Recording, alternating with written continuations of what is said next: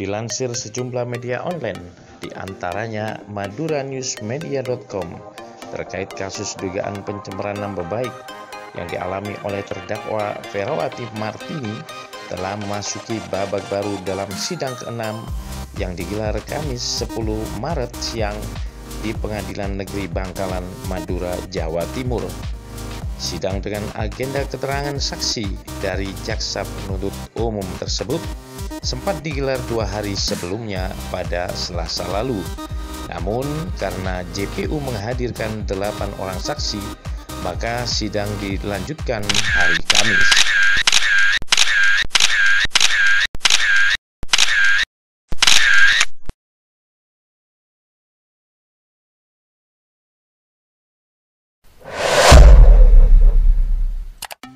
Majelis Hakim yang dipimpin oleh Oki Basuki Rahmat SHMM MH itu memulai sidang pukul 14.00 waktu Indonesia Barat.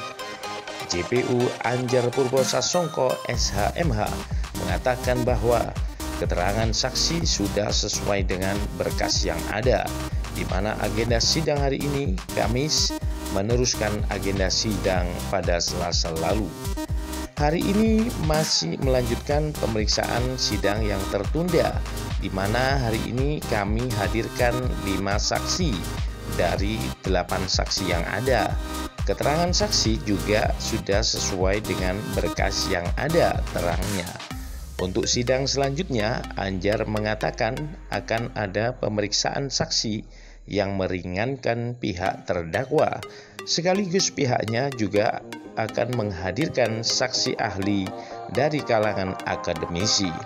Sidang selanjutnya pada tanggal 17 Maret yang akan datang dengan agenda pemeriksaan saksi yang meringankan dari pihak terdakwa, serta dari pihak kami akan menghadirkan saksi ahli dari kalangan akademisi, tuturnya. Sementara itu, pengacara Ferawati Martini, Rangga B. Rikuser SH, menemukan fakta baru dari keterangan saksi yang dihadirkan JPU. Alhamdulillah, dalam sidang hari ini terkuak sebuah pengakuan bahwa ada kegiatan-kegiatan lain yang dilakukan di gudang lama, di mana di situ kita mengejar sebuah kebohongan terkait awalnya terjadinya kasus yang menimpa klien kami, ucapnya. Terkait ucapan yang disampaikan kliennya, dalam tanda kutip, bosnya maling, karyawannya juga maling, Rangga mengingatkan bahwa hal itu bukan tanpa sebab, karena dari pihak pelapor sebelumnya juga sudah ditahan oleh Polres Pamekasan. Terkait ucapan klien kami yang akhirnya dilaporkan ke Polres Bangkalan, itu juga bukan tanpa dasar dan sebab. Pihak pelapor sebelumnya sudah ditahan oleh Polres Pamekasan karena kasus penipuan dan pemalsuan beberapa perusahaan milik kerabat klien kami, ungkap lawyer dari Haposan Hutagalung and Partners ini. Bahkan Rangga membeberkan sejumlah data baru ke media bahwa kliennya sudah mencabut laporan di Polres Pamekasan karena dijanjikan oleh pelapor juga akan mencabut laporan di Polres Bangkalan serta akan mengembalikan aset-aset milik kerabat kliennya. Sayangnya janji pelapor ternyata hanya tinggal janji, maka pihaknya meminta majelis hakim agar objektif dalam melihat kasus ini. Klien kami akhirnya mencabut laporan Polres Pamekasan tersebut dengan dasar kami masih punya hubungan keluarga, dan dari pihak pelapor juga berjanji akan mencabut laporannya di Polres Bangkalan, bebernya. Selain itu, pelapor akan mengembalikan aset-aset milik kerabat klien kami. Tapi apa yang terjadi? Justru kasus klien kami malah jalan sampai persidangan hari ini. Oleh karena itu kami meminta agar majelis hakim bisa objektif dalam merumuskan kasus yang menimpa klien kami ini, tegasnya. Dan melalui sambungan telepon Jumat siang, Rangga menjelaskan temuan baru dari keterangan saksi pelapor. Dalam BAP, semua saksi mereka pelapor menyatakan tidak ada kegiatan lain selain kegiatan yang dilakukan oleh PT Dwi milik pelapor, artinya tidak ada kegiatan PT-PT yang lain, ujarnya. Namun saat dicerca pertanyaan diketahui ada aset milik PT-PT lain berupa meja tabung gas dan 10 unit truk. Dari 10 truk itu ada milik PT-PT yang lain, begitu timpalnya.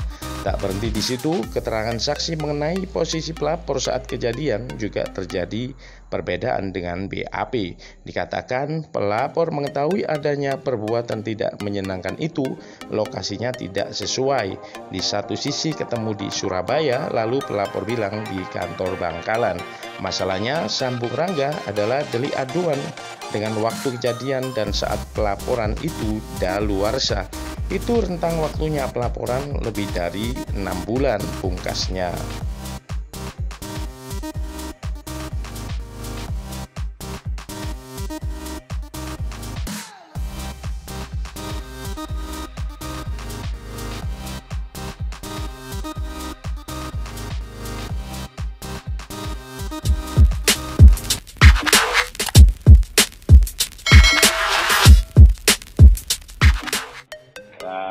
Dalam BAP itu ya mereka menyatakan semua itu saksi ya, saksi yang dihadirkan dalam BAP termasuk saksi pelapor menyatakan tidak ada kegiatan-kegiatan lain selain yang dilakukan oleh PT Dwi.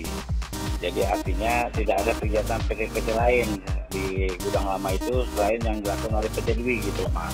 PT Dwi kira usaha bakti memang milik Aditya Suteja. Oke, ya Pak. Nah, kemudian kita tanyakan lagi mengenai apa barang-barang yang dibawa, yang dipindahkan dari gudang lama ke gudang baru, ya. Nah, akhirnya mereka jelaskan ada meja, kursi, terus juga tabung-tabung LPG dan 10 unit kendaraan truk ya, truk kecil ya.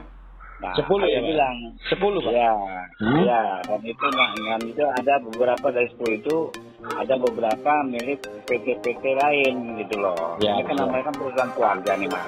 Iya. Nah, APBN itu milik siapa itu? Meja, kursi, tabung, terutama tabung, ya, sama kendaraan milik PT Dwi. Nah, dari sidang pertama hari Selasa itu selalu dinyatakan di hadapan persidangan itu milik PT Dwi. Oke. Ya, tidak ada milik PT-PT lain di situ, tidak ada. Oke. Nah, jadi mereka memang ada suatu niat mereka untuk menutupi Mas. Iya. Kemudian hari Kamis itu akhirnya terbongkar gitu loh Mas. Terbongkar dari keterangan saksi itu, yaitu si saksi Bella itu. Selain dari PT Dwi, ada lagi PT Elmas. Nah, mereka akhirnya kepucuk si Bella. Baru aku nanya lagi lebih dalam. Tabung 3 kilo itu milik PT siapa? Dia bilang PT Dwi. Oke, tabung yang 10 kilo. Aku bilang, ada nggak tabung 10 kilo tuh di situ? Ada. Milik siapa? PT Elmas. Oke. Tabung 50 kilo milik siapa? Nah, akhirnya baru dari situ tuh Mas, mulai kebongkar. Ya, dari keterangan-keterangan itu pun juga tidak berkesesuaian, ya. Jadi si Aditya Suteja mengetahui adanya suatu perbuatan tidak menyenangkan itu atau menyerang korban itu dari saudara Erik. Nah, Erik itu dapat ketahui dari saudara Bella. Kemudian jumpanya juga itu mereka tidak saling berkesesuaian, ya. Jadi tidak saling sama gitu. Di satu sisi Erik jumpanya di Surabaya. Terus si Aditya bilang di rumah. Kantor ya. Di Pangkalan ya. Iya. Itu aja Mas.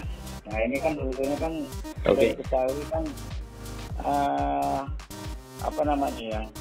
Ini perkara ini kan divideokan oleh si Bella itu kan tahun 2020 tanggal 21 Juni 2020. Iya. Ya, kemudian akhirnya baru dilaporkan ya itu sekitar bulan Juli tahun 2021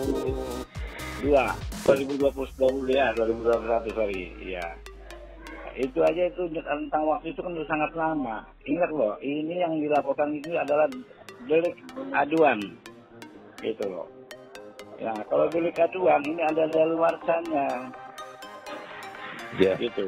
Ada daluarsanya, Mas. Ada daluarsanya. Gitu, Mas. Karena itu kan terkait dengan pasal 74. Ya. Pasal 74 KUH pidana, delik aduan. Nah, ini menyerang kehormatan itu delik aduan. Oke. Nah, 2020 ya, rentang waktu 2020, 21 Juni 2020 sampai dengan yang dilakukan itu tahun 2021 Juli, itu rentang waktunya kan udah lewat 6 bulan. Waktu itu dari kantor kami itu mengajukan eksepsi, Mas. Iya. Nah, karena eksepsi itu menyangkut mengenai substansi perkara, ya akhirnya eksepsi kita tidak diterima. Karena eksepsi yang berkaitan dengan eksepsi itu eksepsi pasal tidak berwenangnya hakim. Oh ya. Eksepsi mengenai pasal 143 ayat 2 itu. Ya. Nah, kalau menyangkut mengenai pasal 143 ayat 2 itu baru diterima. Sama eksepsi yang tidak berwenangnya hakim PN Bangkalan menyidangkan perkara itu baru diterima. Kalau ini kan kita sudah menyangkut substansi perkara. Iya. Nah, ini yang nanti udah sidang, ya sidang-sidangnya berjalan, dari saksi-saksi nanti hari Kamis lagi kita udah hadirkan, kemudian masuk pledoi kita tuangkan dalam pledoi. Kalau kita berharap ya semoga aja majelis hakim yang menyidangkan perkara ini benar-benar objektif, profesional, ya. Karena fakta-fakta yang sudah terungkap itu benar-benar fakta hukum yang sebenarnya, Mas. Walaupun memang dari klien kami itu unsur untuk video itu memang ya, itu kalau dilihat memang menyerang kehormatan, tapi bukan tidak ada sebab. Ya. Kami lakukan demikian, itu ada sebab akibat. Yang pertama dimulai dari Polres Pamekasan, ya, yang mana Aditya Suteja akhirnya ingkar, karena akhirnya perkara di situ dicabut karena terjadi perdamaian. Perdamaian ini tidak dilaksanakan oleh Aditya Suteja, diingkari. Kemudian akhirnya kepancing laporan kami seperti perkara laporan yang sekarang, Mas. Oke. Siap. Oke, terima kasih kalau begitu, Pak. Ya, terima kasih. Sami-sami. Ya. Sami-sami, Mas. Selamat siang. Selamat siang.